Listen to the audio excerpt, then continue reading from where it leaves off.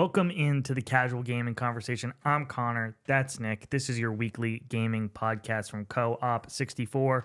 Today we are doing a video game console launch lineup tier list. This was Nick's idea. He's come prepared with all of these launch lineups, so we're going to break it down what we think is the best of the best. But before we get into that, Nick, how are we doing? Doing phenomenal. What a weekend, dude. Just hanging out, a lot of content, a lot of relaxation. Yesterday, just literally sitting on the couch for 3 hours and watching WWE maybe brought me more joy than I've had this year than any other moment, because it was just a moment to like slow it down.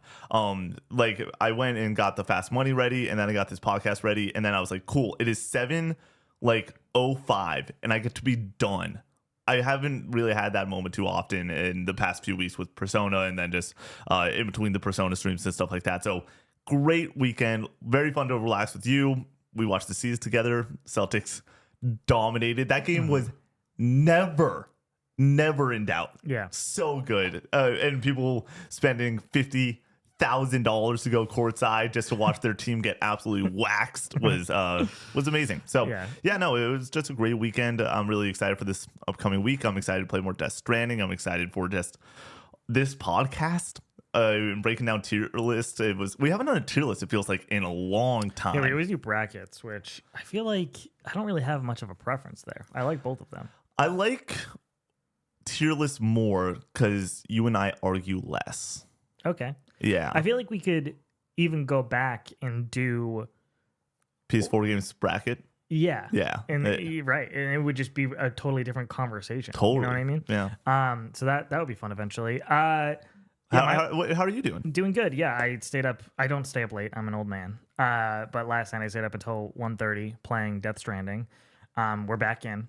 Needed to get the momentum back in that game. Coming back to a game after 2 weeks of not playing it, always tough. Death Stranding, not the best in that department of just hop in, hop out really kind bad of gameplay, and also like following like where you were in the story and everything. But we're officially back. We're full tilt towards Death Stranding 2. Keep finding myself in precarious situations though. Last night, go out into a BT zone to collect some lost cargo, and I forgot that I needed grenades to get through these scenarios, and I just ended up in a swarm of BTs for like 30 minutes just getting grabbed, and then all my cargo's falling off, picking up the cargo, going to the next thing, picking that up, getting grabbed again. I'm just running through the whole thing. I'm like, I don't care about you BTs, here we go, give me the cargo, get me back. It was a lot, dude. But it was fun. I'm back in on Death Stranding. It's very exciting. But dude, the preview coverage for that game, just for Death Stranding 2, has got me so hyped. Just so hyped. So, and if you want to hear us talk all about that preview coverage and a bunch of other news stories, Casual Gaming News this week might have been the biggest news week of A to B tier news ever. Yeah. There was no headliner, but it was a bunch of Vampire Weekend-esque news. Here's the issue, though. There was a headliner. It just was changed because we, a week earlier, talked about GTA 6 being delayed. Then if it was just a trailer a week ago, that's the headliner. Yeah. But now we just talked about GTA 6. The conversation was like a little bit lessened because we had just recently kind of swirled around that topic. It was Gears Reloaded. It was GTA 6. It was Death Stranding 2 going gold / not making Death Stranding 3 / preview coverage conversation. PlayStation Studios adding a new, like, all this stuff is like pretty big news, but it was just a great week to talk news with you. And Mafia, $50. Come on. Yeah. Apparently I'm just plugging right now Casual Gaming News. Go and watch that show. It's yeah, great. And if you want that show 3 days early, you can get over on Patreon. This show is made possible by all of our lovely Patreon supporters.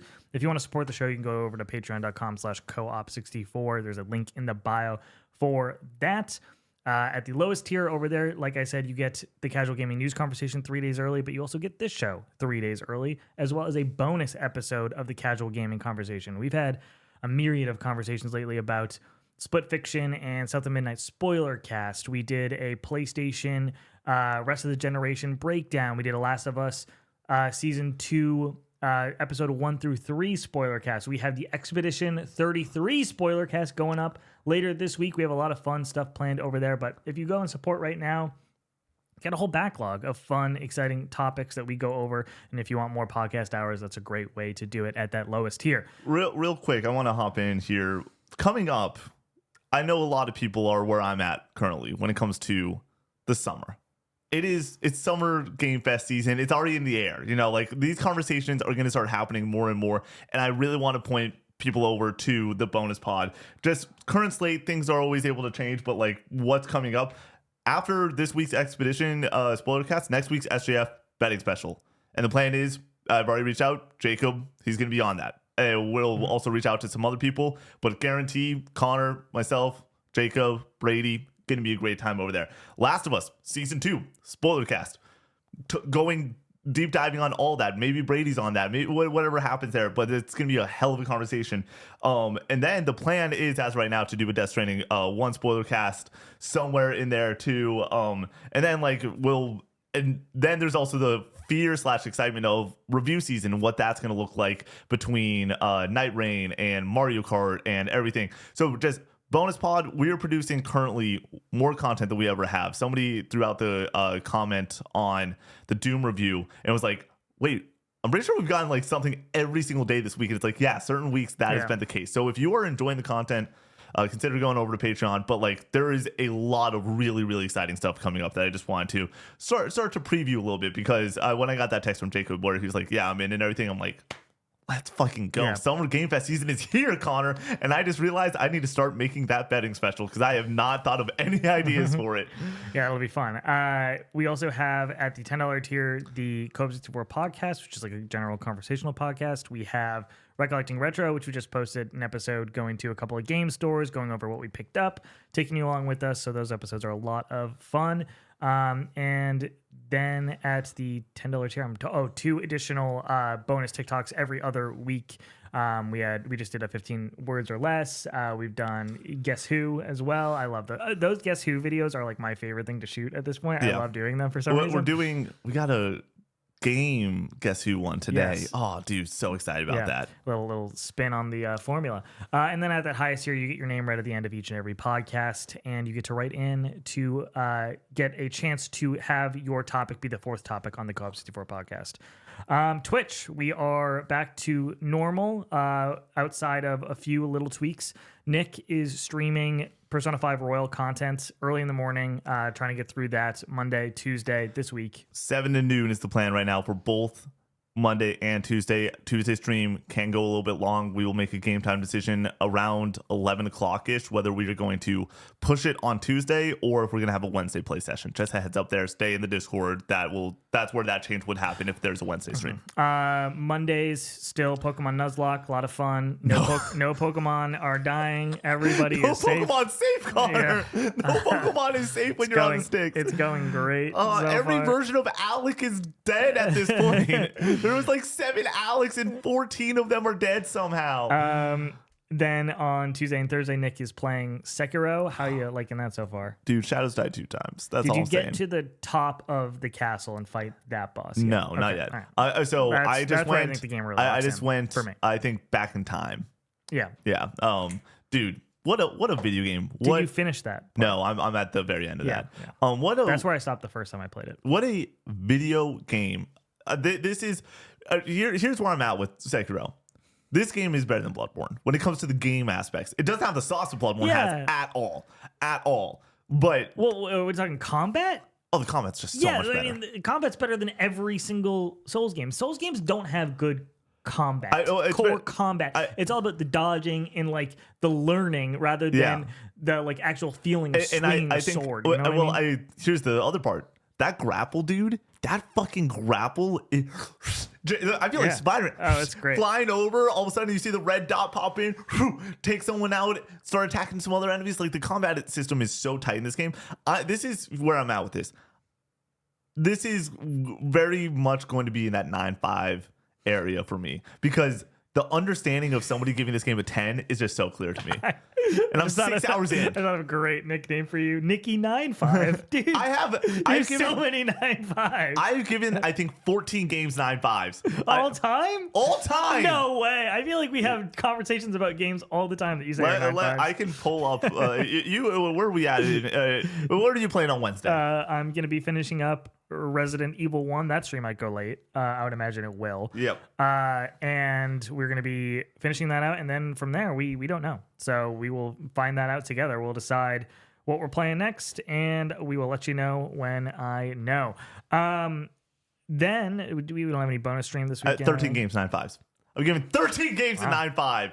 And you say, oh, he gives all these 9.5s. It's like Metaphor and Mario Kart 8 Deluxe, and like that's it, basically. Like, god damn, dude. Then if you would like to join the community, join the Discord, we have an amazing Discord with over 2,500 community members hanging out in there, talking, playing games together, making friends, enjoying this medium. So if you want to join up in that, there is a link in the bio, as well as a link to our merch page where we have t-shirts, hoodies, mugs. If you want to support the channel that way, we'd appreciate it. Last but not least, Apple Podcast Services. If you could leave us nice reviews over there, it gets the show out to more people, and we would really appreciate that. So real quick, I love shooting live podcasts because every now and then you guys get me. King Dude in the chat just said Buddy gave Goof Troop a 9.5. I've never played Goof Troop. That's really funny. We might be talking about Goof Troop today. Oh, damn. Yeah, I think we will be. That's fun. We are going to do the hot takes and the draft at the very end of the podcast. Since this is live, we're going to do the tier list first. So let's hop into that. Nick, you ready to go? Yeah, let's do it. With our first system, it's the NES, correct? Yeah. What else would it be? We're not going to talk the Atari 2600. Yeah, we could have, you know. But we're going to start. We're going to do handheld today. Connor forced me to do handheld. Hey, you didn't have handhelds written down. You're not calling me Chief? Nope. NES today. We're going to hop straight into it. So the way this is going to work is obviously I'm going to read off the entire North American launch lineup, and then I will we'll call out some highlights, and then we'll put it on the tier list. So NES starts out with 10-Yard Fight, Baseball, Clue Clue Land, Duck Hunt, Excite Bike, Golf, Gyromite, Hogan's Alley, Ice Climber, Kung Fu, Pinball, Stack Up, Super Mario Bros, Tennis, Wild Gun Man, and Wrecking Crew. That is the entire lineup. Obviously, the headliner is one Super Mario Bros. Ice Climbers. Ice Climbers is in there. Duck Hunt. Excite Bike. Excite Bike. Excite Bike. I think there's a lot of important games on here too. Like even like the sports games during that era, though, people were like, "Oh my god, this is so much better than the Atari 2600." It was such a monumental leap at the time. Here's where I'm at. I want to go and say that I'm thinking A tier, and here's why. Here's why. It's all going to be relative real fast. I need to say it's going to get real relative real fast. And there's some bad fucking launch lineups, dude. For a launch lineup to have a Super Mario Bros. In there and then also have a great suite of games around it. There's a lot there. Are we saying it's great, though? Is Duck Hunt a great video game, Nick? That's the hard part. At the time, it was. Yeah, but we're talking is today. A good... that's a great point. Is Super Mario Bros. 1 still a great game today? I would say yes. Yes, yeah, of course, it's excellent. A or B tier? I think B tier. Okay, I'm fine with that. Yeah. The NES is going into B tier. We're hopping straight into the SNES right now, or as Connor would like to say, the SNES. No. I don't know the launch lineups of like a lot of these consoles. Oh yeah, and that's why it's going to be a lot of fun. Let's go with SNES. It is F-Zero, Pilot Wings, SimCity, Super Mario World, and Gradius 3. Is that how I say that game? Gradius? Yeah, Gradius 3, and that's it. 5 games. I think that's really good. Yeah. Where's the weak link there? There isn't. All of them are pretty gas between F-Zero, Pilot Wings, and Super Mario World. Super Mario World is one of the greatest platformers of all time. Yep. And then you have other shit to play. The issue is, it's only 5 games, but we got some gas there. Does that put that in A tier? We're going to have a very similar conversation when it comes to something like the Switch, where it's like, does one game really get you there? Compared to the NES, what is better? Yes. But I think you got to go SNES A tier then. Okay, I'm fine with that. Where are we going next, Connor? Next up would be the Genesis. The Genesis. All right. We are not Sega kids. We did not grow up we didn't even grow up with the early Nintendo consoles. We grew up with PlayStation. So we are talking in complete retrospect. A lot of this is going to be informed by the general conversation around these games because I haven't played all of these, obviously. I haven't played tennis on the NES. Well, we're about to have a really interesting conversation. We might even need to toss this one in the chat. This is the Genesis' launch lineup. Altered Beast, Lost Battle, Space Harrier 2, Super Thunderblade, Thunder Force 2, and Tommy Lazzarato Baseball. There's no Sonic game to launch with the Genesis? No. Altered Beast is the only game I know on there. That's what I'm saying. The Genesis is rough. Whoa. Sonic came out in 91. Yeah. D or F? I think we got to go D there. Yeah, let's give it the D. I mean, what else would it be? What would be an F tier? We're going to find out during this podcast. Do you know? I don't know. Okay, I don't fucking know. Genesis D tier? Yeah, sure. What's next? Next up, I think we're going to the next generation. So we're talking N64. No, we Game Boy. Let's do Game Boy real fast. Oh, right. Going to the Game Boy. We did not prepare the timeline adequately here. We were a little bit on the fly because we added in the handheld consoles. And the Genesis consoles. And the Sega consoles. So going on to the Game Boy, we have, for a launch lineup, it's a pretty stacked launch lineup for the Game Boy. Alleyway, Baseball, Super Mario Land, Tennis. What about Tetris? Oh, and Tetris. Yeah. So sorry. I thought that they wrote Tennis twice. I think Tetris is arguably like the best launch game ever. I think that that and Mario like makes the Game Boy. Yeah. So I think we're talking A or S. Or S. I don't think it's S. Yeah. What are we thinking? B tier? A lot of people saying B. I think A. It's Tetris, dude. It launched with the top 5 game ever.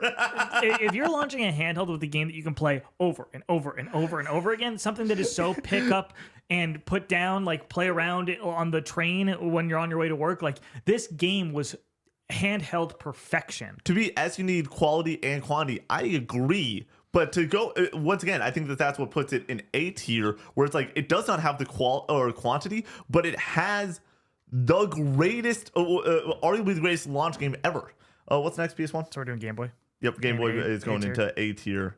PS1's next? Yeah. So PS1, N64, Game Boy Advanced was early 2000s, I think. So we're looking at that during the next generation. Cool. Okay. PlayStation came out with Air Combat Battle Arena, Toshiden, ESPN Extreme Games, Kill League, The DNA Imperative, NBA Jam Tournament Edition, Power Serve 3D Tennis, The Raiden Project, Rayman, Ridge Racer, Street Fighter the Movie, Total Eclipse Turbo, and Divide. Zero Divide. This is D or F. Yeah, this sucks. What the fuck is this? This. What is the highlight there? Dude, NBA Jam Tournament Edition. Come on. Rayman, this is terrible. Baby. Rayman, yeah. I think it's probably the most notable game today on there. Here's the question. Is it worse than the Genesis? I think it's on the same level as the Genesis. Yeah. What was the first big game on PS1? Could somebody look into that for us? That would be great. Because, like, what was the first domino to fall? I'm trying to think of, like, what would be... I mean, like... So we get in one. Salzar throws out there. Okay. Final Fantasy VII was... Ridge Racer's on there. You know, Ridge Racer's killing it. It's holding it down. Final Fantasy VII was later, obviously, but, like, that was, I think, where the console, for a lot of people, came into its own. But, yeah, we can put this in D tier. Next up, we're rocking the GameCube. No, we are rocking N64. The N64. Well, we got a long list here, Connor. You got something on your nose right there. Yeah. Boom. Got it. Yep. Oh, it's a little bit of a marker. Moving on to the N64, we got a large lineup here. Super Mario 64 and Pilot Wings 64, and that's it. Okay. Here's the conversation. Like, we're talking about one of the greatest games of all time, and a pretty all right game with Pilot Wings. I think it has to go B tier just because it's only 2 games. I think you could argue C.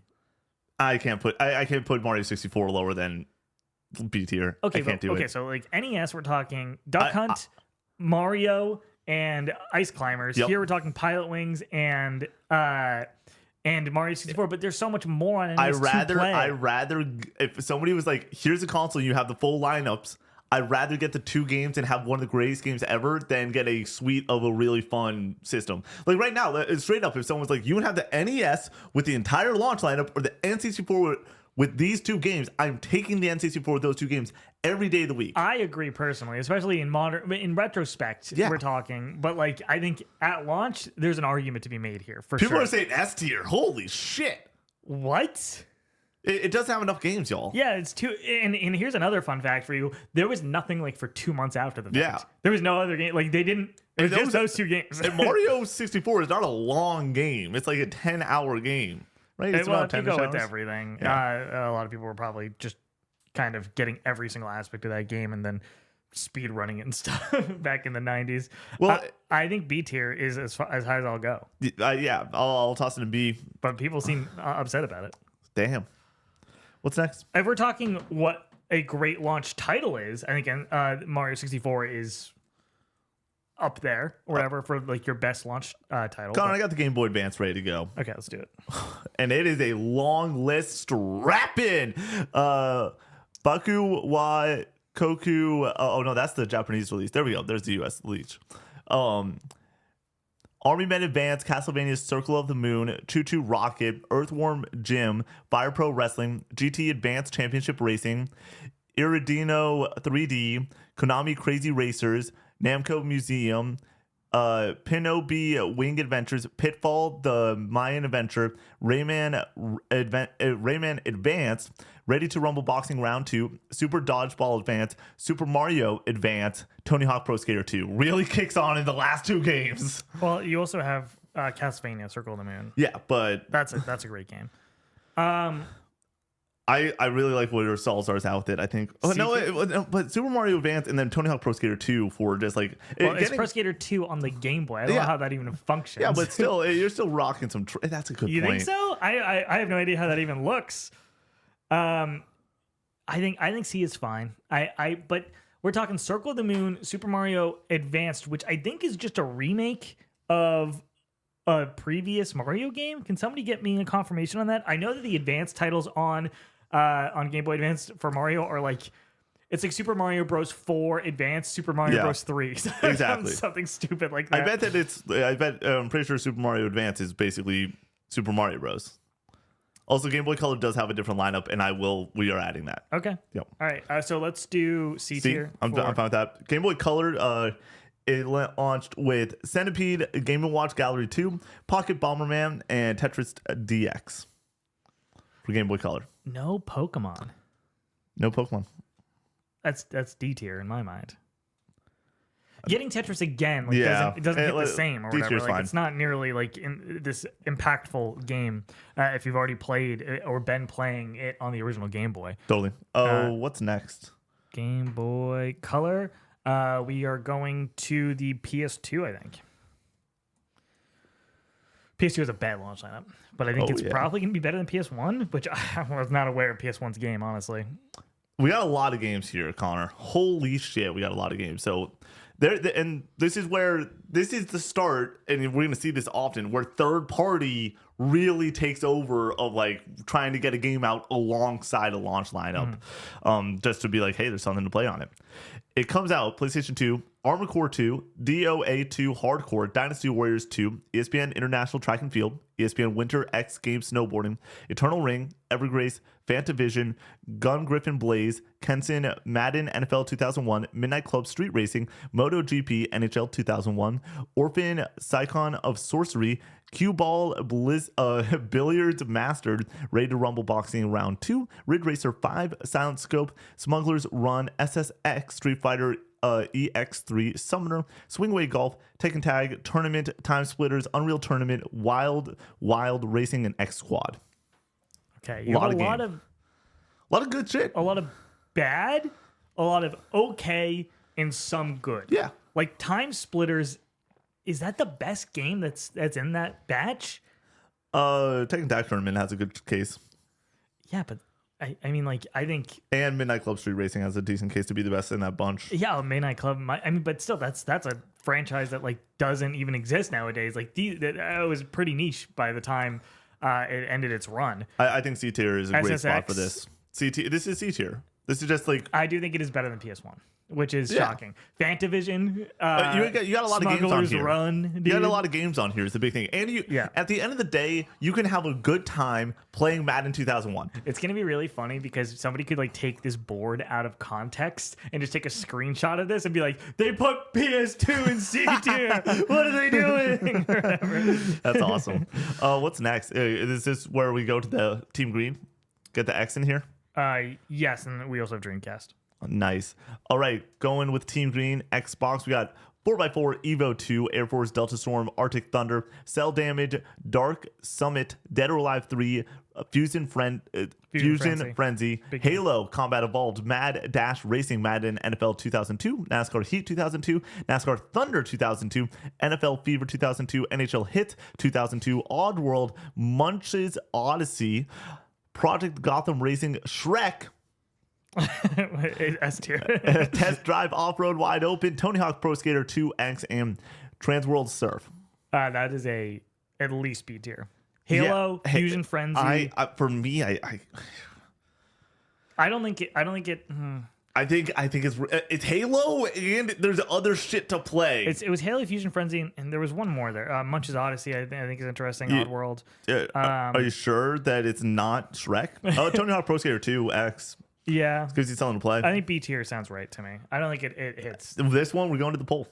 Okay. Yeah, I can't. Me, A or B. Yeah, and I got a poll. Your B's are weird. Why is the top of it so big? I wrote that down. I'm on top of this board writing a B down. I'm not. It's not gonna be perfect. A or B tier, chat. Nick, are you getting this up, or do we have somebody else available? What console is this? Xbox? The Xbox, original Xbox. I know that not Big Mac. I know that Brian said that. I think he's in the chat. Yeah, they can't if needed, but I think he's on an airplane. Oh, don't do that. Yeah, I can hold it down. Well, I don't think we're gonna have too many polls happening today. Next up is the tier. The vote for the polls tier up is in the chat. Well, what's the next? Saturn. We can do the Saturn, but I don't know anything. You know, Saturn was one generation before. I don't know anything about the Saturn. We have Dreamcast though. Well, real quick, I already have the Saturn up, so might as well just get it done. Clockwork Knight, Daytona USA, Pebble Beach Golf Links, Panzer Dragoon, Virtua Fighter, Worldwide Soccer, Sega International Victory Goal Edition. I think this is D tier, probably. It's got Virtua Fighter on it. You can have some fun playing Virtua Fighter 1. It also has... What else was there? Panzer Dragoon. Yeah, that's interesting. I don't know if the original Panzer Dragoon is... Let's toss it in D. D? Panzer Dragoon's great. C tier. People are saying C. I'm honestly okay with I'm okay with C. Yeah, fuck honestly. it. We ball. What's next? This is where we get to, not the Genesis. Because I think the Saturn lineup is way better than the Genesis lineup, I think. Genesis, Saturn, Dreamcast. Jeez Louise, I cannot think of the Dreamcast. Oh, my hand is hurting from holding this microphone.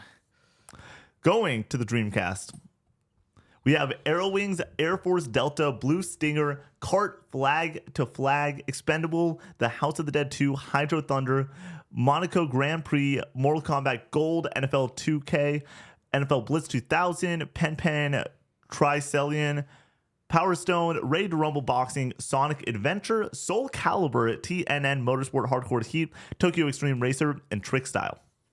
It's A tier at the very least. Soul Calibur, Power Stone, Sonic Adventure. That's like a fucking killer launch lineup. In my opinion. And there's a lot of other shit to play. You got a sports game. And, dude, NFL Blitz. B tier for Xbox. NFL Blitz 2000.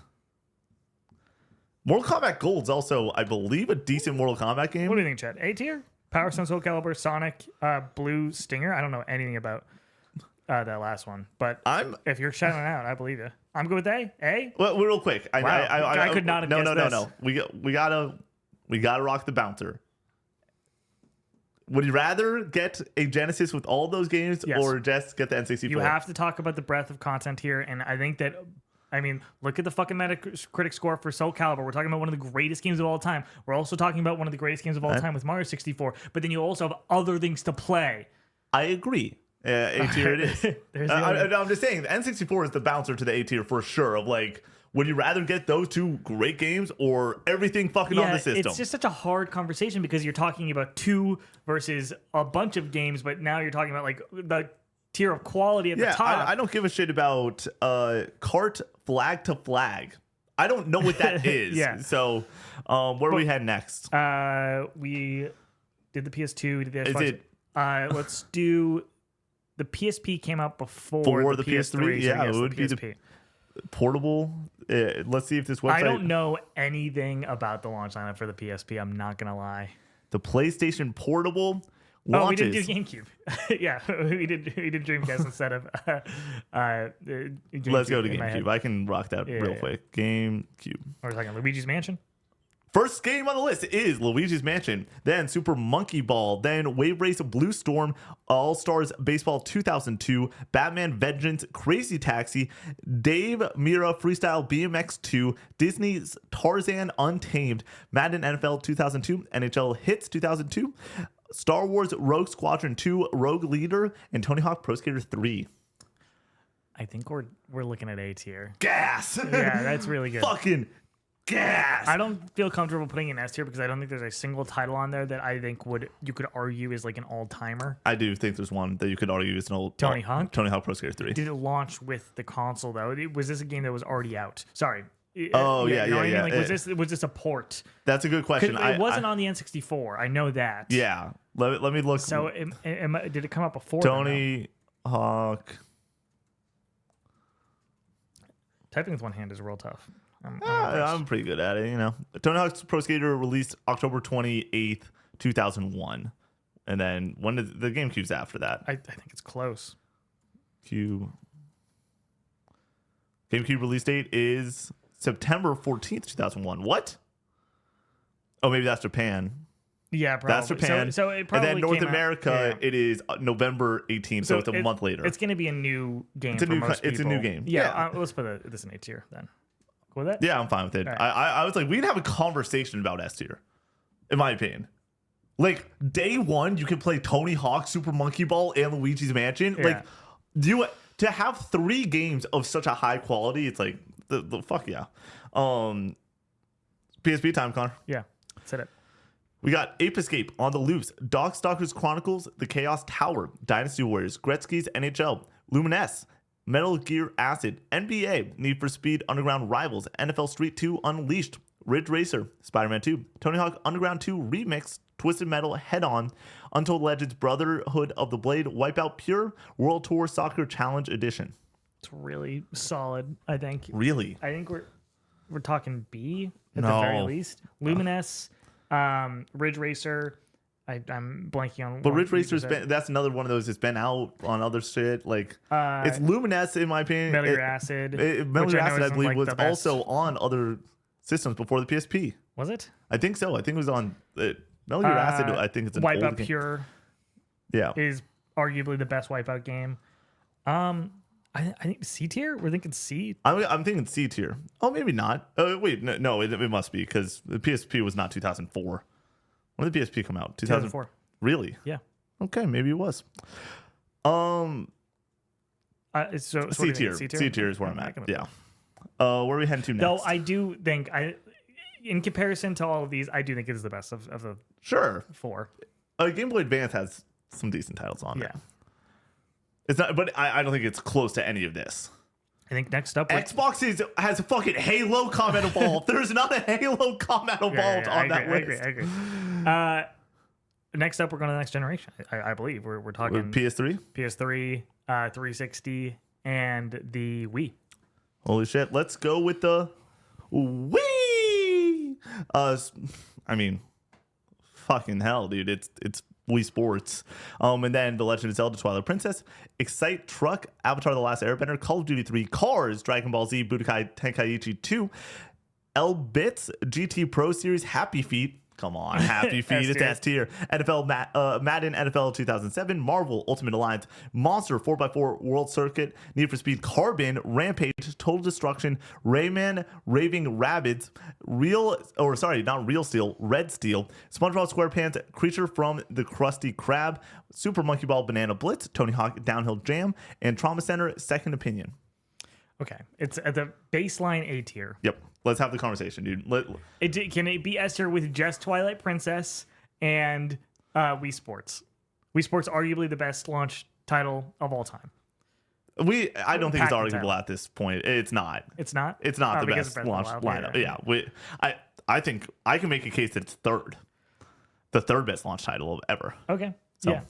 I think A tier. I think A tier, and with that What case, is gonna be S tier though? Is the question. I know what's going to be S tier. Yeah, me too. I have a good idea. And people on it. aren't ready for that conversation. Yeah, they are but not ready for yeah, that conversation. Yeah. All right, so we're putting this in A, and that was the Wii. Let's go to the PS3, which is I think this could be F. Wait, the PS3? Yes. God damn, it's so bad. I remember looking at it yesterday and being like, ooh. I think that's very funny. These guys are like the Zoomer easy allies. Yeah, I mean, appreciate that. I'll take that. it, That's a great compliment. We're also not Zoomers. I'm Gen Z. You're I, a Zoomer. I think so. I'm I'm a Gen Z. millennial. Yeah. I barely get under the wire. Yeah. Yeah. PlayStation 3, Call of Duty 3, Genji, Day of the Blades, Madden NFL 2000 or 07, Marvel Ultimate Alliance, Mobile Suit Gundam Crossfire, Need for Speed Carbon, NBA 2007, NBA 2000 or NBA 2007, NBA 2K7, NHL 2K7, Resistance, Fall of Man, Ridge Racer 7, TGA, Tiger Woods, PGA Tour 07, Tony Hawk Project 8, Untold Legends, Dark Kingdom. Real quick, I must have butchered some of these names during this duration of the podcast. Just a heads up. I'm reading a lot of names. I understand. I'm sorry if I messed up any game name. This is F tier.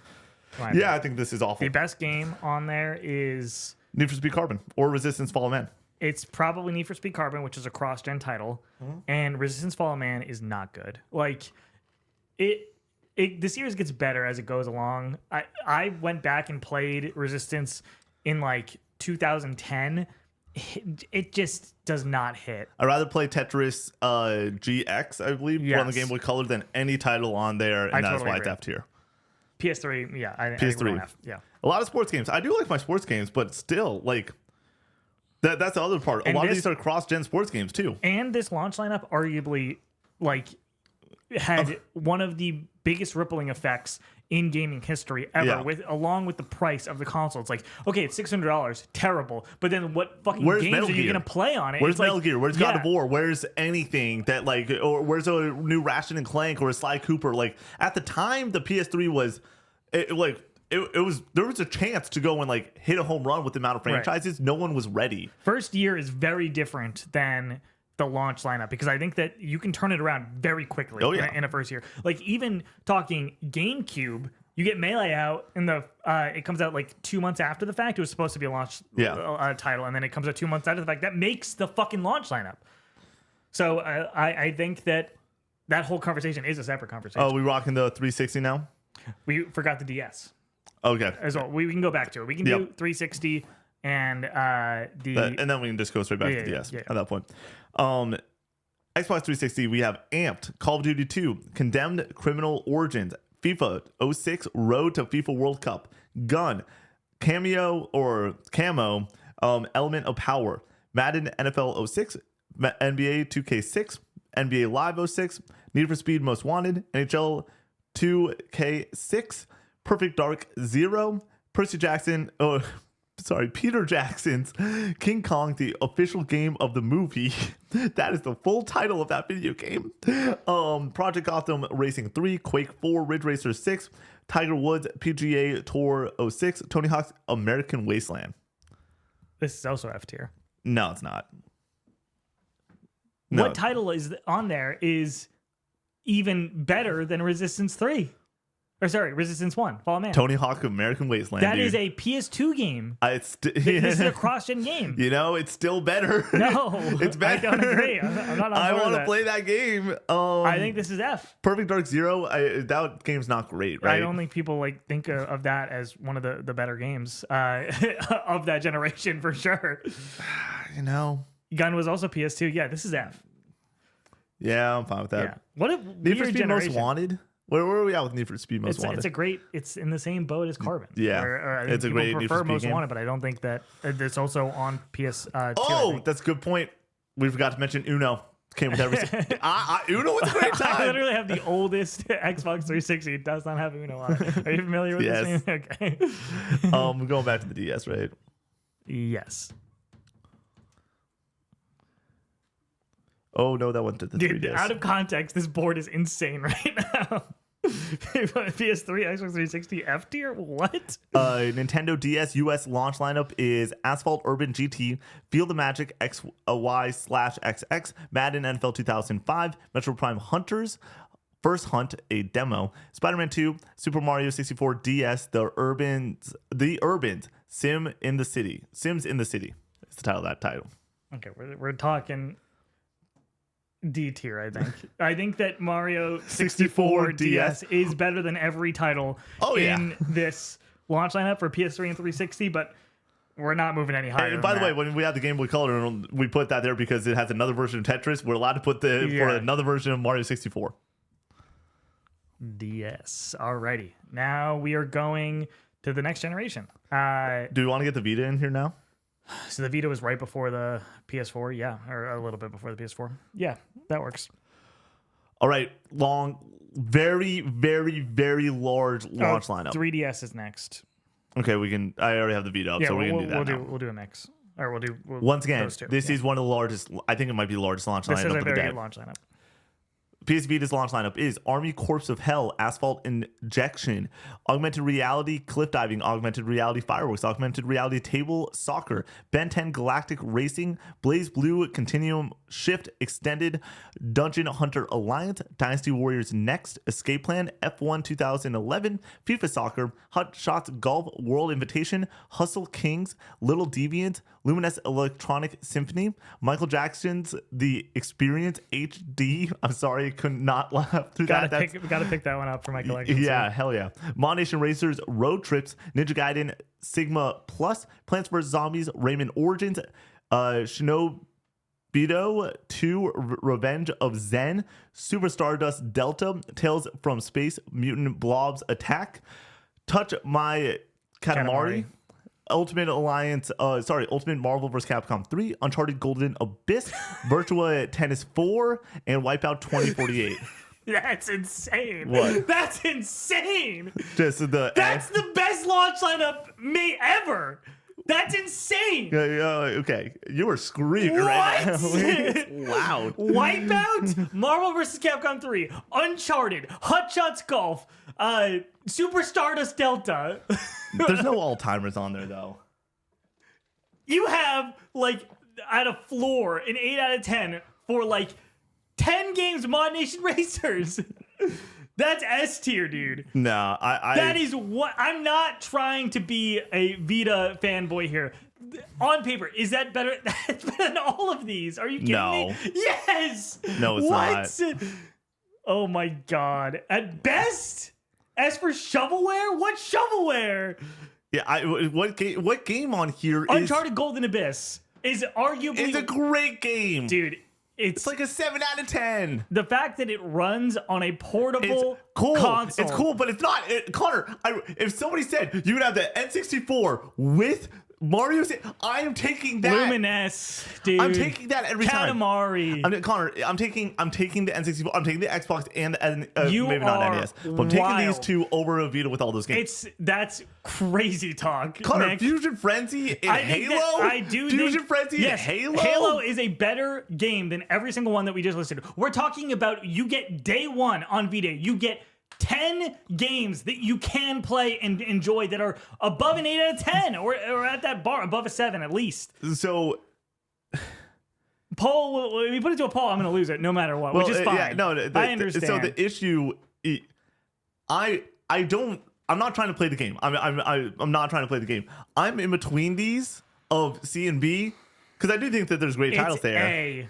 At least, Nick. So here's the thing: if I lock in my vote as C, then it would be voted between these. Or if I say it's B, then it would just be A tier. Because are you putting it at S? I would personally put it in S. Yeah. But I'm okay with doing A because I'm gonna lose that argument for sure. Here's the core of the arguments. We're talking about a lot of these consoles have one or two all-timer games, usually one with like the N64 or for Halo you have Mario 64 and or for Xbox you have Halo. I have a serious question real quick. Ultimate Alliance, Marvel Capcom, that came out, that was day one, only on, or not only on Vita, but just... I assume it came out around the same time, but the fact that you can play a very rock-solid version of a great Marvel vs. Capcom game on the go. Dynasty Warriors next. Dude, like there's so many good games here. That's the hard part. There's no Connor. We have you guys are all time. You guys don't know. This has Wii Sports and Twilight Princess and other shit. It has 2 games that you would argue are like very much worth picking up on day one. I could list 10 games on there that I think are very much worth picking up on day one. Like the breadth of content we're talking here. I know it's a on lot. The first day of a console is unheard of what we have been talking about here. Of quality, not just like crap. We're talking about good video games, Nick. I think you gotta. I think it's got to be B tier, man. You can put it to A to B, but I'm gonna lose it. That's fine. Y'all are wild. I fundamentally disagree with the stance that N64 has a better launch lineup than the Vita. And it's not talking about what is the best of the best. It's talking about the amount of good content. I understand. It's you don't need the best of the best always, and there's a lot of good content. I think a lot of good content gets you here, or maybe here, but really here, because that like I will argue that we're not going to get something better than this. Yeah, we will. With the PS5? Yeah. I think it's a similar conversation. It's a similar conversation where you have 3 games that are really super high quality. Is there a 9 out of 10 on that list? You could argue that Uncharted it would be that. Who's arguing that? I think plenty of people would Connor, argue that what would you give Uncharted Golden Abyss? I would give it an 8 out of 10. Exactly. I feel like there's so there a lot of 8s, and it's like a ton of 8s. But I'd rather have Luminous. I'd rather have Super Stardust. I'd rather play Mod Twilight Nation Princess. Racers. You're talking Dynasty Warriors. You're talking about like 6, 8 out of 10s, which is great. There's a lot of 8s to pick up day one, but I'd rather play Connor. It goes back to what Xbox Game Pass is. Would you rather play a 10 out of 10 on a console, or would you rather get a ton of 8s? It's like, no, give me the fucking 10. Talking about, it's not about like the overall conversation of the console. It's about the launch lineup, having stuff to play at launch in those first few months. You get the N64, you play Mario 64, it's great, one of the greatest games of all time. You play it for a month, and then you're like, what the fuck am I going to play? On the Vita, you have this to go to, that to go to, the next thing to go to. It's like you have a ton of content. I didn't even mention Escape Plan yet. Escape Plan fucking rules, dude. And like, I could go down the list here and be like, great game, great game, great game. I'm fine with putting this to a poll. I know that this is my impassioned fixation at the moment. I'm excited because it feels nice that I'm not the only one that's had a crazy crash out on a tier list. The fact that I'm having to fight for this to be above B tier is blasphemy, guys. I'm sorry. I know the console fucking everybody hated the Vita. I love the Vita, but we're just talking launch lineup. Is ass too, Connor. No, it's not. It tied. Let's get to it. Heads or tails? What do you want? Okay, for what do you want? Heads. It tied. Flip A a coin. Ready? Flipping. You said heads. Yep. It's heads. It goes in A tier. Let's go. By the way, I had no idea what to do there. Like we've never had a tie poll. Thought about rerunning the poll. Let's go. Let's go. By the way, if you're upset, but to the people like me, that's like it's wild. This going in A tier. 11 people voted for it in A tier. So. I do want to make this argument real fast. If the Vita launch lineup sucked, and as the number one Vita fan on the planet, I would not be fighting hard for it. Just this happens to be one of my favorite consoles of all time, and it also now has one of the greatest launch lineups. I'd rather pick up a Game Boy with just Tetris alone. That's wild, Nick. I love Tetris as much as the next guy. Tetris is better than every game that's on the Vita, but you have fucking 7 games to play on day one that are great. Oh my goodness. 3DS. I'm on it. 3DS for the US launch. We have AR Games, which is a preloaded application. Lots of AR during this era.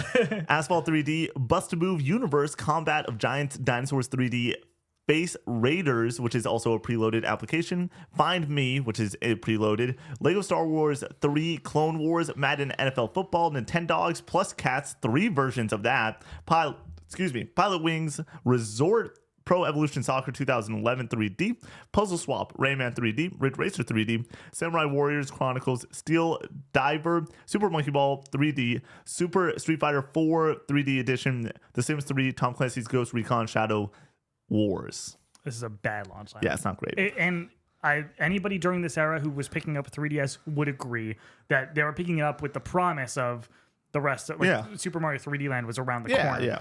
I picked it up during this era. I picked it up when Ocarina came out. I think it's D tier. I want to play some Nintendogs, but like I don't want to play a lot of other shit that's on here. Are we out of the handheld range? Yeah, I think so. What's next? PS4 and Xbox One. PlayStation 4. Not a crazy large launch. It's still a lot here, but can I name the big three off the rip? Before we get there, just let me read the list, and then you can say if you could have. For the PS4, we have Angry Birds Star Wars, Assassin's Creed 4 Black Flag, Battlefield 4, Black Flag Retribution, Call of Duty Ghosts, Contrast, DC Universe Online, FIFA 14, Flower, Injustice Gods Among Us Ultimate Edition, Just Dance 2014, Killzone Shadowfall, Knack, Lego Marvel Superheroes, Madden NFL 25, NBA 2K14, Need for Speed Rivals, Resogun, Skylanders, Swap Force, Sound Shapes, Super Motherload, The Playroom, Trine 2 Complete Story, and Warframe. Knack is back, baby. Knack is back. Oh my goodness gracious! I forget what this launch time is bad. Yeah, but it's not. I think it's better than D tier. Like we're in this range. Killzone Shadowfall, great video game, underrated. Resogun, excellent video game. Knack, not good.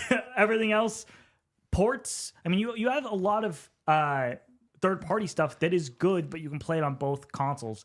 Better on PS4, but like it's just not hitting the same as something that you can only play on the new console. Infamous Second Son did not come out. No, it was about a year later. Yeah, it was a bit after 2014. I'm gonna go with C tier. That's where I want this. Yeah, that's fine. Cool. We going to the Series X. Yes. No. Oh, sorry, Xbox One. Yeah. On the other side of the pond, we got Xbox One, which came out with Angry Birds Star Wars, Assassin's Creed 4 Black Flag, Battlefield 4, Call of Duty Ghosts, Crimson Dragon, Dead Rising 3, FIFA 14, Fighter Within, Forza Motorsport 5, Just Dance 24, Killer Instinct, Lego Marvel Superheroes, Loco Cycle, Madden NFL 25, NBA 2K14, NBA Live 14, Need for Speed Rivals, Power Star Golf, Rise, Son of Rome, Skylanders Swap Force, Zoo Tycoon, and Zumba Fitness World Party. That's lower than PS4 for sure, right? This is the hard part where it's like I think that they're the same tier. No, I think that Killzone Shadowfall is at least a more interesting title than everything that you just listed. For a launch exclusive, it's like KI being on here is the that game is good, not great. Yeah, that and Forza Motorsport 5 or the two things that I point to being like, Forza. Okay, there's quality exclusive like shit that you can pick up day one. The hard part is when you think of the Xbox One launch, you think of them just pounding the drum for Rise, Son of Rome, and then that game wasn't it. Rise, dude. Yeah. That game, I think there's revisionist history on Rise, Son of Rome. People are like, it's good now. Did y'all forget the Wii U? Oh yeah, we got to go back to the Wii U. I mean, that's the same generation, right? Yes. I mean, like, Wii U came out before, but I think C tier. No, I'm at C tier for those. It's better than all these. We go to a poll for this one. I think it is on the same level as like the PS1. Honestly, I rather play. I would rather have the 3DS at launch than the Xbox One at launch. It's close. I'm going to go with no in that because there are things like Call of Duty Ghosts and Madden that help build it out a little bit more. To be fair, when I got my PS4, I got it with Call of Duty Ghosts and Resogun. Yeah. Because Resogun was free. Resogun was free? On PlayStation Plus. So we're going B or C tier for this? Yeah. Sorry, C or D? Yeah, C or D. Dude, my hand is killing me. From just holding up the mic? Yeah. Jeez Louise. All right, pull us up. Usually you switch back and forth so I can switch hands, but I've just had this in one hand the entire time, so I've had the mic in my left hand. Nick loves Xbox. I like Forza, and I like fighting games. And those, if you don't like either of those genres, in which a large conversation of the release of the Xbox One was like, if you're a gamer and you don't play sports games and you don't play COD, like what's the launch game? It's like, shit, if you do not like KI or Forza Motorsport 5, it's like that is a bad fucking launch lineup. But guess what? Those games are great. So if we're talking about games for games, pound for pound, it's tough. Hopping over to the Wii U. This is, I think, the longest one list on the day.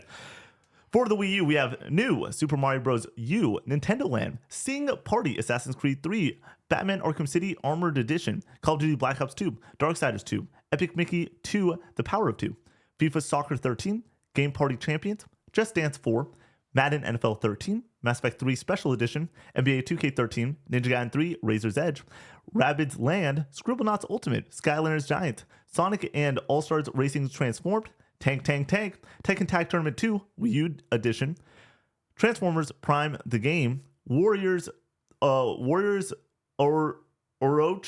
3 Hyper, Wipeout 3, Your Shape Fitness Evolved 2013, and Zombie U. I think this is okay.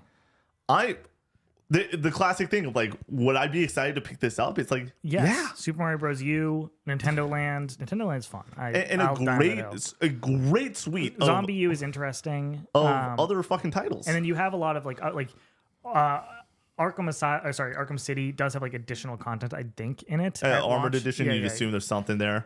Scribblenauts Ultimate. Ninja Gaiden's interesting. Tekken Tag Tournament 2 Wii U Edition, not great way to play that game. I would become... Xbox One is going into C tier. Okay. Thank you, chat. Thank you. Handshake, thank you. I think that you could argue B tier here, personally. I would prefer to put it in C. I'm okay with that, too. Let's do Is C. it better than the PS4?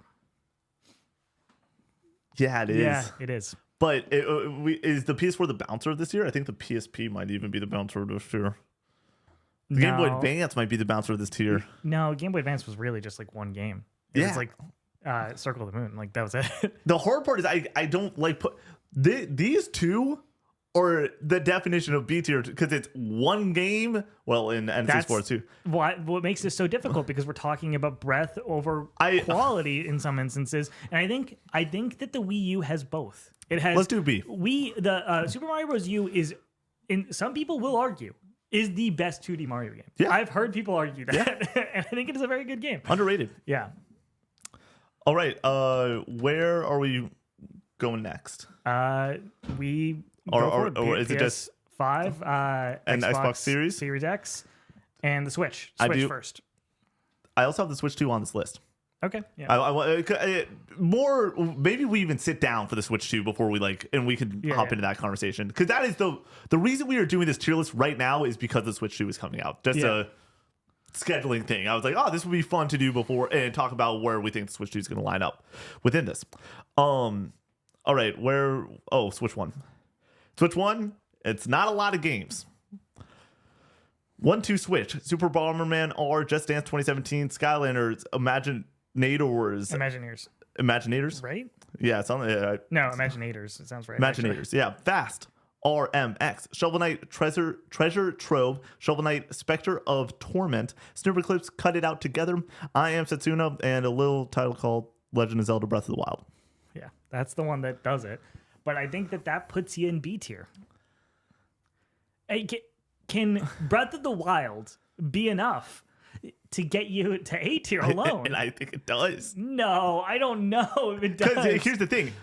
When we're talking about Xbox and being like one game and everything, it's like, yeah, those games are 10-hour campaigns. Yes, but we're talking about like we're talking about a 100-hour game. It's all you need at launch. It really is. And it was. Yes, because then a month later you got Mario Kart. And then a month after that you got, or month or two after that you got Splatoon. Yeah. It's like they just drip fed out so well. It doesn't have the quantity issue that you need for an S tier. Yes. But it does have the quality, and the quality is... And don't sleep on Snipper Clips. Snipper Clips is a good time. Okay, Snipper Clips is so fun. Don't sleep on Just Dance 2017. Let me bring you back to 2017. Just Dance was still fun enough where you could, and the playlist was still bumping enough to have a good time playing something like that. So we're gonna put A tier off of just Breath of the Wild. Yes, and I'm okay with that. Okay, I can live with that. All right, moving on. Let's go to Team Green here. We're gonna get one S tier out of this. Maybe. Xbox Series X, Assassin's Creed Valhalla, Borderlands 3, Bright Memory, Dead by Daylight, Devil May Cry 5 Special Edition, Dirt 5, Enlist, Evergate, The Falconeer, Fortnite, Forza Horizon 4, Gears 5, Gears Tactics, Maneater, Manifold Garden, NBA 2K21, No Man's Sky, Observer, System, Redux, Overcooked, All You Can Eat, Planet Coaster, Console Edition, Rogue Company, Sea of Thieves, Space Lords, Tetris Effect Connected, The Tourist, Warhammer, Chaos Bane, Watch Dogs Legions, WRC 9, Yakuza Like a Dragon, and yes, Your Grace. A hard part of this is a lot of them came out before Cross-gen. And cross-gen. Was Yakuza? There was something with Yakuza and Xbox Series X, Like a Dragon. I remember. I forget what it wasn't exclusive or anything, but I think what are we comparing it to here that would even be close to? Because there's no exclusive there that I think is like super compelling. Forza Horizon 4, that's it. Yeah. I mean, we're in a similar situation where it's like racing game, not going to be for everybody, not going to be a system seller in the way that a Halo would be. C or B. I think I could live with it. A C probably. Would I rather have Xbox this? One? I'd rather have all these over the Xbox Series X lineup. Yeah, let's toss it and see. I'm fine with that. It has stuff to play and it's not bad. Whereas I think that this arguably is just bad. And then let's hop over to the PS5. Here we go. Welcome to S tier. Assassin's Creed Valhalla, Astro's Playroom, which was bundled in with every PS5 console, Borderlands 3, Bugsnax, Call of Duty Black Ops Cold War, Dead by Daylight, Demon Souls, Devil May Cry 5 Special Edition, Dirt 5, Fortnite, Godfall, Gunya Fighter, King Oddball, Maneater, Marvel Spider-Man, Miles Morales, and then it also came with Spider-Man Remastered, and which had a bundle for Spider-Man Miles Morales, NBA 2K, No Man's Sky, The Next Generation, Observer, System Redux, Overcooked All You Can Eat, The Pathless, Planet Coaster Console Edition, Poker Club, Sackboy Big Adventure, Warhammer, Chaos Bane Slayer Edition, Watch Dogs Legion, WRC 9. Yeah, it's S tier. It's S tier. Demon Souls, Miles Morales, day one is like, and Astro's Playroom. That's the big thing. Is like unreal. We're talking about 8.5, 9, 9.5 games, which very rarely you're getting that. You're getting 1, 10, or you're getting a bunch of 8s, or you're getting a bunch of shit. Yeah. And I think here you getting a little bit of everything. Bugsnax on there as well. There is the PS5 launch day was, I'm getting fucking chills talking about it. Like, it was, you could play anything, dude. Demon Souls still might be the prettiest game of all time. Yeah, and is a great Souls game. Then you have Spider-Man Miles Morales, which is one of the most fun video games to play ever. The fun per minute in every Spider-Man game is up there with the best of them, right? And then Astro's Playroom is the second best packing game ever behind, or day one game, packing game is the second best behind Wii Sports. And then it's arguably the third best day one game ever behind Breath of the Wild and Wii Sports. Like, it is so fucking good. Mario 64. Sorry. I totally right over my head. Mario 64 is obviously there. Demon Souls is the best looking game of all time. Not the best game. It's a good Souls game. Yeah, it's a good Souls game. But I'm okay with putting PS5 in S tier. We've agreed on this since launch of the PS5 that it's insane how good it was. Yes. Like, compared to how I felt on day one PS4, because I got my PS4 2 weeks after launch, and then to the PS5, it's like night and day. Not even close. Also, it's not going to be discussed because it's hard to discuss. The PlayStation 5 collection, the first 3 years, that you got if you PS Plus collection? PS Plus collection was ridiculous. Yeah. If you were hopping in on the PS5, having not played the PS4, it's like, holy shit, dude. It's God of War and Bloodborne and Persona 5 and Call of Duty and The Last Guardian, Nick. Connor, I was just making such a good case. I was just making such a good argument, and then you said The Last Guardian. It's unreal. It's unreal. It's really good. RE7 was also in that lineup of collection. Like, the collection was I remember having the conversation being like, are these 10 games better than the 500 games on Game Pass? And the answer was yes. Yeah. The answer was yeah. It is. Yeah, I would rather have that than this. Exactly. For sure. So it's unbelievable, the PS5. And now let's pop a squat and talk about the Switch 2. Are we going to cut here? No. Or- I'd say we keep the board up for this conversation, but we can take a seat and or do you want to? Because I want to go at least like 5 to see where we're going with this when it comes to the Switch conversation, especially with this board. I just need to be able to screw. Yeah, this you can back take in one of those. Is the problem? Yeah. So It never goes as well as easily as I hope it will. but as you're doing that, I am going to. Oh my gosh, dude! Sitting down after holding the mic for this long is always crazy. I think that, like you said from the very start, this list looks fucking insane. If it was not clearly a console launch tier list, are you considering how easy it was to get the console? No, we're just talking launch lineups. That's it. Yeah, I don't know. I think that if we had, let's move our ones. If you were to move one, Vita's going to S tier. No, I can't feed into the narrative.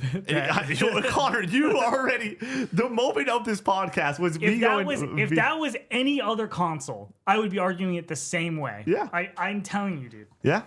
So if you had to move one, we're talking about Switch 2 now, yes. Before we cut over. Yeah. What's your move? What's your one move? That's the only thing I'm really impassioned about. So you'd move Vita to S tier. We're Yes. not going to do this just because we're already sitting, I think. I would probably move the N64 to A tier. Like in retrospect, being like, yeah, it has it sometimes all you need conversation. It's like that the N64 has it's such a good Switch is the argument, in yeah. retrospect, it's like maybe that should have just been A tier because it's Mario 60. It has a masterpiece title. That's the hard part with it. It just has one of the greatest games ever. Connor, you literally saw red during that section. I was nervous Connor was going to come across the table if I threw out a C tier there. When you were listing those games off, dude, I was like, I don't understand how you could argue not S tier after going through all of these console launch lineups and comparing it to those. Like, I don't get it. But for me, clearly, I'm the one on the outside here because the chat was not on my side. Well, you got it. The chat put it into A tier, which is just wild. It was 50-50 A-B. So, well, still, getting it to a 50-50 is also wild. I understand that it doesn't have Mario 64 on it. I just think that the amount of games is really impressive. This was a fun list, dude. Yeah, different. Very, different. very odd on the bell curve. Yeah. We got a camel with 2 humps between the A and the S tier being the large groupings, and then everything else being very short. It feels like normally B and C have a ton more. All right, let's talk launch lineup for Switch 2. Yeah, so this is, like I said, where this whole conversation stemmed from. Switch 2 launch lineup is Mario Kart World, Legend of Zelda Breath of the Wild, Nintendo Switch 2 Edition, Tears of the Kingdom, Nintendo Switch 2 Edition, Nintendo GameCube with Nintendo Classics, meaning that includes Legend of Zelda Wind Waker, F-Zero GX, Soul Calibur 2. It also has Nintendo Switch 2 Welcome Tour, Deltarune Chapters 1, 2, 3, and 4, Split Fiction, Cyberpunk 2077 Ultimate Edition, Street Fighter 6 Official Years 1 and 2 Edition, Kunitsugami Path of the Goddess, Sid Meier's Civ 7 Switch 2 Edition, Hogwarts Legacy, Bravely Default, Flying Fairy HD Remastered, Yakuza 0 Director's Cut, Fortnite, Fast Fusion, Hitman World of Assassination, Nobunaaga's Ambition Awakening Complete Edition, Survival Kids, Rune Factory, Guardians of Azuma, Arcade Archives 2, Ridge Racer, Puyo Puyo Tetris S2. It's just so much third-party ports that I think brings it up a lot, but I feel like it is difficult to argue around those and just kind of parse through that and just talk about the Nintendo first-party stuff that you can only play on Switch 2. You know what I mean? Here's where I'm at with it, and this is why I want to have this conversation. I don't know how this isn't an S-tier launch lineup. I don't understand that personally. So you can play all these games. These are old games. Most of these games are old games. Most of these are old games, 100%. You can now play on Switch 2, which is cool. Like, yes. I'm excited that you have the ability to play those there. But it's not big like part. It's not like Yakuza 0 is this game that you can really kind of put in attribute to Switch 2, like you could with Mario 64 or something. You know what I mean? A big part though that I want to say with those games is normally when we're having the conversation about a game that is previously existed and then it's part of a launch lineup, it is the fact that it's just the same fucking game. The thing with the Switch 2 that it has, and it's one of the biggest marketing features of the Switch 2, is it is that game now you're able to take it on the go. And for something like Cyberpunk on the go, which is not going to be the best way to play that game 100%, but it has the added feature of like, oh, but I'm going to be able to take that on a long car trip and be able to dive 10, 20 hours into Cyberpunk on something like that. That is impressive and special. And then it also has the ports of Ultimate Editions, whatever, when it comes to Zelda and Tears and Breath of the Wild. And then the Nintendo GameCube edition stuff is also just so impressive and so deep. Like day one, the issue that we always have is when it comes to the launch lineup, what the fuck are you going to get day one? What are you actually going to buy? And what is going to be exciting, like super exciting to play? I think most people, if you've already played something like Yakuza or Bravely Default, like for me, it's like it's less exciting because you've already played those. Totally. But for me, it's a first time experience, so it changes the narrative a little bit.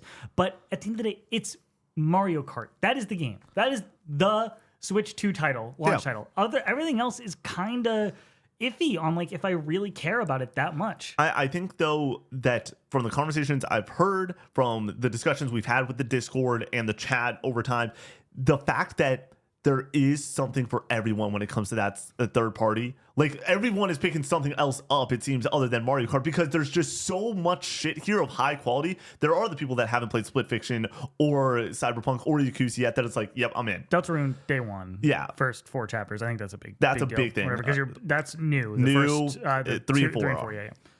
And then the GameCube Classics is something there. And then, like, for me, the conversation is awesome where it is Elden Ring is not launched. Same with FF7 Remake. Those are down the line, apparently. I pulled just, hey, what's the launch lineup? This was from IGN. Shout out to fandom.com and a couple other sources that I pulled up these lists from that I didn't just imagine all these things. But yeah, IGN was where I pulled the Nintendo Switch 2 list. I'm like, there's so much good shit here. It's hard to go and be like, how is this not? I think you were in the same conversation as something like the N64 and the Xbox with one key title and then a lot of ports or other just kind of like lesser stuff. The hard part is too, the lesser stuff, the third party is not just fucking Madden. It is the third party. Some of these third party games are 9 out of 10, 10 out of 10 make third that party same games. argument about the Wii U though. What is a 9, like multiple 9 out of 10 and 10 out, we're talking about Cyberpunk and Split Fiction and Street Fighter 6 games that are fucking 5 years old in some instances, Nick. Cyberpunk Ultimate Edition is a 2-year-old title. Split Fiction came out 2 months ago. Sid Meier's came out 3 months ago. Yakuza 0 came out forever ago. But Bravely Default forever ago. Well, Hitman World of Assassination forever ago. But some of these titles are only a couple months old. Yeah, some of them are. And then, like you also said, Deltarune. Deltarune is such a perfect Switch 2 launch lineup title, right? I think between A and B does make sense. I think it's right in between. I think the launch lineup for the Switch with Breath of the Wild alone is stronger than this, personally. I rather, once again, if you're going to give me a Switch 1 with a fully loaded all the games versus Switch 2 fully loaded with all the games, just on I'm taking Switch 1. You rather have Breath of the Wild. I can play almost all of these games elsewhere. Yes, I would rather have Breath of the Wild. No, but once again, we're talking about launch lineup, day one. In the context of all of these games that you can play elsewhere is a factor. It is a factor, but you can't take them on the go. You can't take it. You can't take a lot. Street Fighter 6 is a game that I could have downloaded 100 times on my personal PS5. I'm downloading it on my Switch 2 because I can take it on the go. That's a factor for a lot of people. That's I think how I feel about Yakuza, but I don't think that adds to the narrative of a great launch lineup. If we look back on this launch lineup in retrospect, after the Switch 2 is done, we're putting it below the Switch. No. Yes. I don't think we are. Okay. I mean, it's fine. What was the Dreamcast that got it up to A tier? It was Power Stone, Sonic Adventure, and Soul Calibur. Yeah, that makes sense. Yeah. All right. So between A and B, I think is kind of where we're at. So my answer is S. I think that on is board for that. Exactly. So it would go in A automatically then at that point.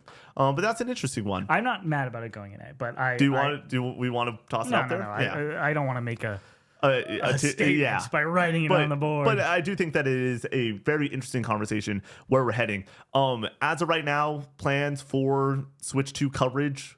is we would go a week after we get to Switch and do a review of that and Mario Kart and potentially Deltarune. I assume not Deltarune because we're going to be shooting that podcast, I think, on like Tuesday of after the console comes out on Thursday. The focus is going to be on Mario Kart. Oh yeah, when we are reviewing things, it's going to be on Mario Kart. All right, Connor, you ready to clap it over to the next set? Let's do it. All right, hopping into hot takes. Nick, what is your video game hot take for this week? My video game hot take is Red Dead Redemption 2 should not have won Game of the Year 2018, and that is a ridiculous argument that it should have won in 2018. It's close. It's a fun argument to have, but it should not have won. The simple reasoning there is the gameplay is not good enough in Red Dead Redemption 2 to beat out the masterpiece that is God of War. God of War has it all. All bases are covered between gameplay, storytelling, and characters, music. It covers every single base that a video game needs to have to be absolutely excellent. I'm not trying to take away from what RDR2 does extremely well. World building, characters, music, immersion. This experience is one of the greatest experiences to have in a video game of all time, but it should not have won Game of the Year just simply due to the fact that the core gameplay, the shooting in that video game is not good enough. If we are going direct comparison when it comes to gameplay, we're talking about auto-aim shooting versus the greatest feeling weapon of all time in the Leviathan Axe. And then more stuff happens in that game, which even as you progress, it gets even better from a combat standpoint. I am okay with saying that Red Dead Redemption 2 is an amazing game, and I love having that conversation, but I'm not.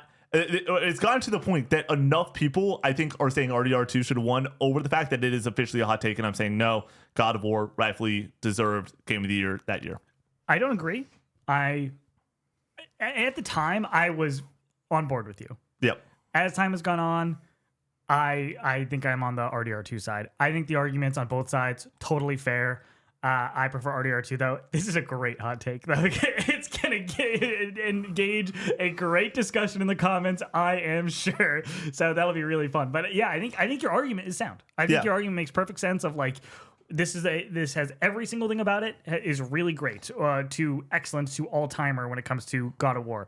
I just think that what RDR2 does outside of gameplay, of the core shooting gameplay, I think is leagues above the rest. I think the story and the characters in RDR2 are better than God of War. And when we're comparing those two, we're talking about all-time story. That's the issue where I'm like, you can go and be like, story and narrative, it's so close. Pick your favorite, have that conversation. I prefer the God of War story. I'm not going to say that it's better though. Like that's not. But what I can point to definitively is the gameplay, the core action gameplay, which is, I know RDR2 has things outside of just shooting when it comes to gameplay, whether it's riding a horse or whatever have you.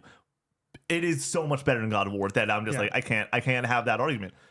The Leviathan Axe, once again, best feeling weapon in all of gaming. It's really hard to go and be like, yeah, that is on the same level as point and shoot, auto aim, Red Dead Redemption 2. Yeah, I don't hate the take, but I don't agree with it. My gaming hot take for this week is more than ever, we need to be more comfortable being the patient gamer, swimming in the backlog, and just playing old stuff. There is no shame in missing out on the conversation. And I think that people need to take a step back and really decide, like, do I want to buy a game at full price? Do I want to get the new hotness just because a lot of people are talking about it online? And just understand that, like, you can just go back and be there for the rest of your life, probably playing PS2, PS3 games, playing original Xbox games, playing DS, playing old stuff, and having a great time with this medium. It's okay. You don't need to be a part of the conversation. I love going and playing old stuff. I love playing new stuff as well.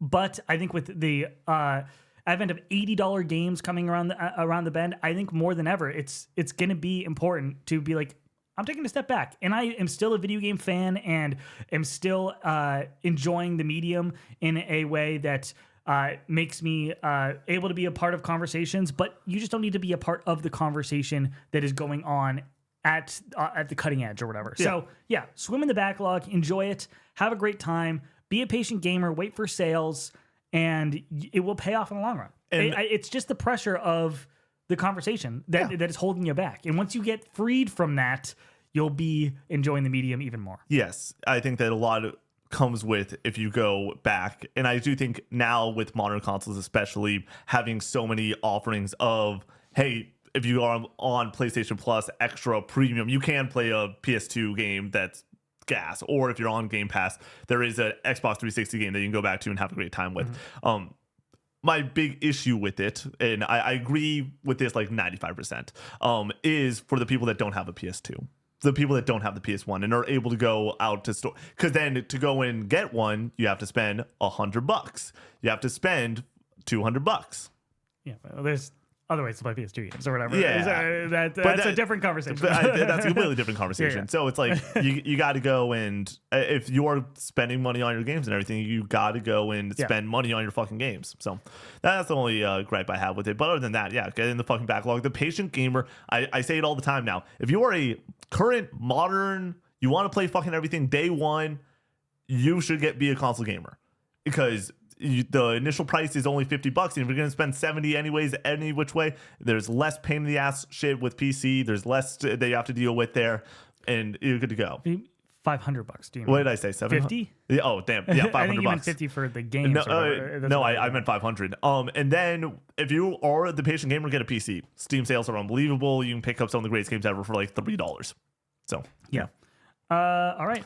Draft. Do you want the first pick or am I taking? Sure, I'll take the first pick. Today we are drafting the best game creators of all time, and my number one pick should be everyone's number one pick is Miyamoto. Yeah, because he is the GOAT. he is Mr. Nintendo. He has created some of the greatest titles and franchises of all time, and he deserves to be the number one on a best game creators draft for everyone. Dude, there's so many directions that you can go in here, and I think all of them are right. Fuck. With my first pick, I'm going to go with Shinji Mikami. Resident Evil 4, Evil Within, Hi-Fi Rush, Dino Crisis. Like, we're talking about one of the greatest franchises of all time with Resident Evil, and making the best one with Resident Evil 4. And then going on to make other creative and beloved titles. I think he is arguably the best of the best. You got to put respect on Shinji Mikami. Number 2. We're going to go with Hironobu Sakaguchi. We're going to go with the godfather of Final Fantasy. The number of games he has under his belt, just so impressive. I think the only thing that holds him back from being like the GOAT is he's the Final Fantasy guy. Yeah. And other creators have a bit more diversity in their portfolio. So we're going to go with Sakaguchi with my second pick. Sakaguchi would have been my second pick. I was like, is he going to fall to me? Because we're talking about some of the greatest games of all time. Take Kojima. With my next pick, I'm taking Kojima. He's so fucking good. The Metal Gear Solid games are underrated at this point. They are underrated at this point because it has been enough time. A lot of people aren't talking about Metal Gear Solid 1, Metal Gear Solid 2, Metal Gear Solid 3. If you're my age, if you're a 24-year-old, a lot of people aren't going back and playing those games. And then when you talk about modern Kojima, people are trashing on Death Stranding. Which, by the way, game's pretty fucking good. So Kojima is so creative. The dude knows how to write characters maybe better than anyone else in the industry. Interesting narratives, taking you to only worlds that seemingly are possible when it comes to the medium that is video games. That is Kojima. And then with my number 5 off the board. With my number 3 pick, I'm going to choose Neil Druckmann. I think it's a conversation we're not ready to have, but he has done what very few people have done. He's the current reigning champ of modern video games. That if we were talking about reigning champ of modern video games, yeah, I'll prove you wrong with my next pick. Okay, great. I love that. Hit it. Between The Last of Us, Uncharted 4, and The Last of Us Part 2, I'm completely fine putting him in that conversation of the GOAT at this. He has 3 10s. He has 3 10s. There is no other director that has 3 10s. So he's my GOAT. With my third pick, I'm going to go with Miyazaki. Oh, yeah. From Software, Dark Souls, come on, Elden Ring. Yeah? Over Neil? Come on. It's close. Okay. It's close. I will say, not on my board, completely forgot about Miyazaki. I knew it, dude. Carter, we chose the draft 20 minutes before we shot the podcast. This is an on-the-fly one. I knew that you forgot if you weren't saying it. The only reason, but by the way, I personally, Miyazaki has 110 that I've played. 3/10. I can't get over the 3/10 fact when it comes to Yeah. Neil Druckmann. And people aren't ready to have that conversation. It felt like when this was an odd comparison, but I think it's an apt one. When it came to talking about best rappers of all time, for a long time, you would go and bring up someone like Nas or Kanye or Eminem, or if you want to go NWA, Biggie Smalls, wherever you want to go, you have that like it's a large conversation about people in the 90s rap and 2000s rap. And then Kendrick Lamar comes along and drops 3 albums that are some of the best albums ever. And it's like, are we ready to have that conversation that he is the greatest rapper of all time? Now we have a few more albums with Kendrick, and it's like, okay, we got a little bit more of an understanding. For me, Neil Druckmann is, well, I don't know if we're ready to have that conversation, but it's a conversation that needs to be had. I think we can have it after Intergalactic. Yeah. Well, I think after Intergalactic, we can have the conversation of if Intergalactic comes out and is a 10 out of 10 masterpiece, I think the conversation isn't, is he in the top 5? I think it is he the greatest director of all time? Nobody will ever be Miyamoto, period. No one's ever going to be Miyamoto or Sakaguchi or potentially Kojima, I think, at this point. I think you could argue Miyazaki. Could. Yeah, Miyazaki could. Well, no, I think you could argue Miyazaki is already on the level of those individuals. I think that Miyazaki is similar to Kojima at this point. Really? Okay. Yeah. Okay. I'm fine with that. I mean, we're not talking about older Kojima games either, like Police Knots and stuff like that. I want to play those games real bad. Oh yeah. But no, someone's saying no, so and so. It's like we're only 5 picks in. Yeah. Come on. I'm doing my 4th pick now? Yeah, Okay. I can't believe I forgot Miyazaki. With my 4th pick, I'm gonna put some respect on Todd Howard. I think that the Elder Scrolls games, the Fallout games, I think changed open world gaming forever. I know that Bethesda is in a bit of a weird space right now after Starfield, but as somebody who enjoys Starfield and then also looking back on their catalog, Todd Howard, I think, is deservedly one of the most celebrated game creators of all time. I'm going to go Todd Howard with my 4th pick. Yeah, I feel like we talk about Todd Howard and Bethesda negatively pretty often on the channel. Just of like I like most of the Todd Howard games. That's the issue where I think that there's a negative aura, and it's like it's because of Skyrim. It is because of Skyrim, and it's also because I dunk on Starfield and all that. Like, yeah. There's a lot that, we had conversations too about like I think that Bethesda should probably move on from Todd Howard, but that doesn't mean that like he's still not one of the GOATs. No, I think, and I'm actually in a different spot now where I'm like, I think if he's doing all the right stuff. He's putting his hands in all the right directions of like he was helping with Machine Games and Indiana Jones and is still going to produce things like Starfield, which for some people is that fucking game, you know. With my next pick, I'm choosing Sakurai.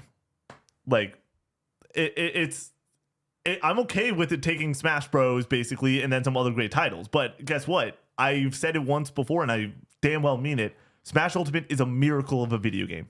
And that doesn't happen without terrific game direction and creating one of the greatest games ever.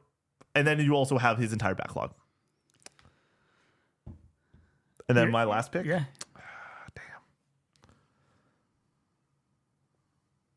I'm going to do this just because I wanted... I feel like when we're talking about legends, sometimes with a 5 pick, you like to give this shout out. You know, it's not just about choosing the obvious next man up. And there is a few more obvious ones. We'll hop into there with our honorable mentions. But I'm going to choose Sam Lake.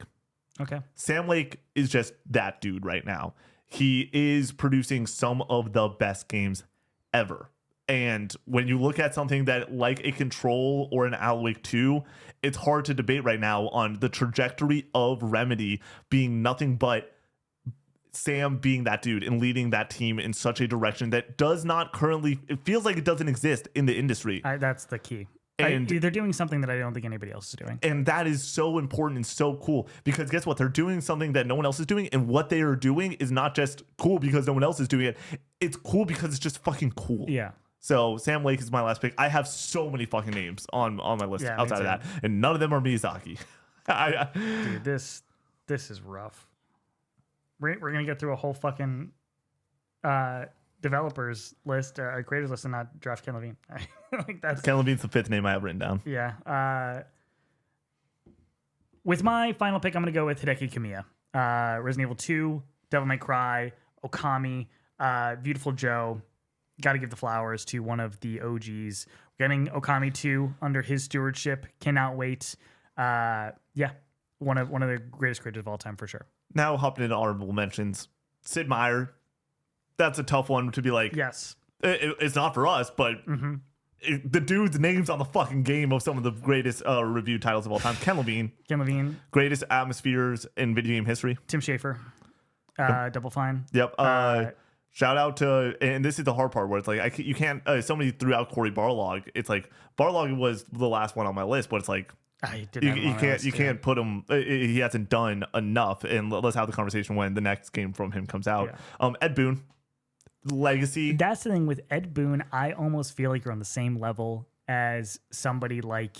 I prefer Smash Bros, so I would take Sakurai. But we're talking about fighting game creators who are known for one franchise. You know what I mean? Well, Ed Boon's known for two. Okay, Injustice is saying now, right. And then you have Kid Icarus and other games from Sakurai. Yeah. But the issue with the thing that I point to with Sakurai is from game direction.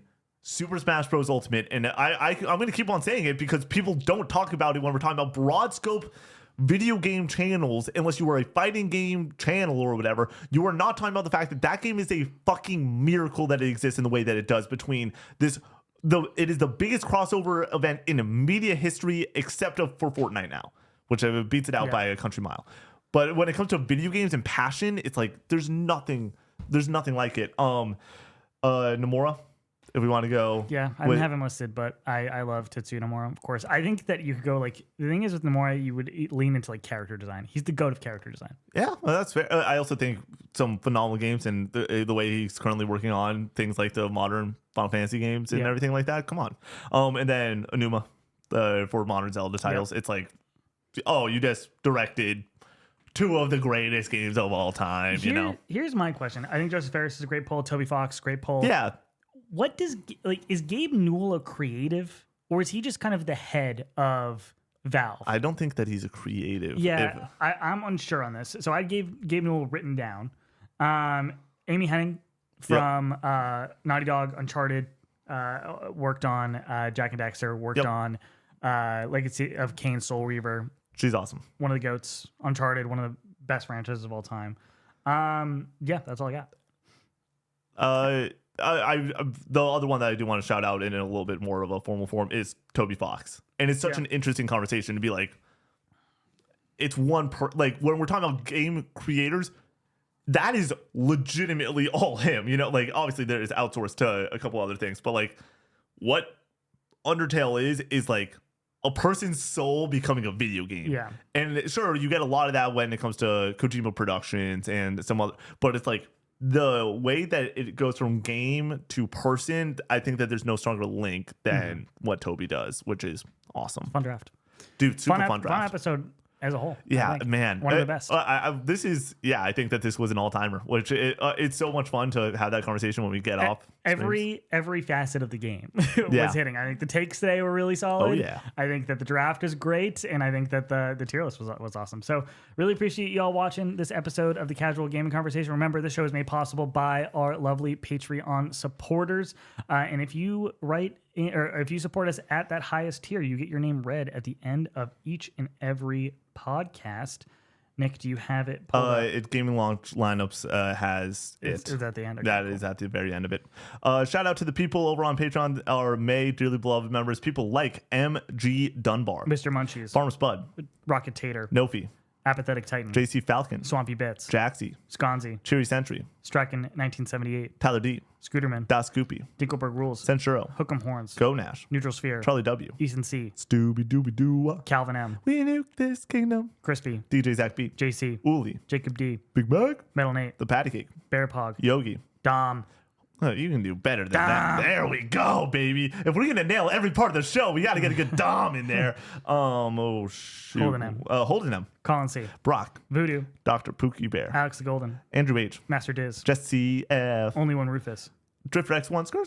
Presto. Maverick. Goops. J Matt B3. Ali Benali. Michael. And Kingdom Hearts Sucks, aka Vorpal Matt. Thank you so much for enjoying the show. We'll see you in the next one. Peace out.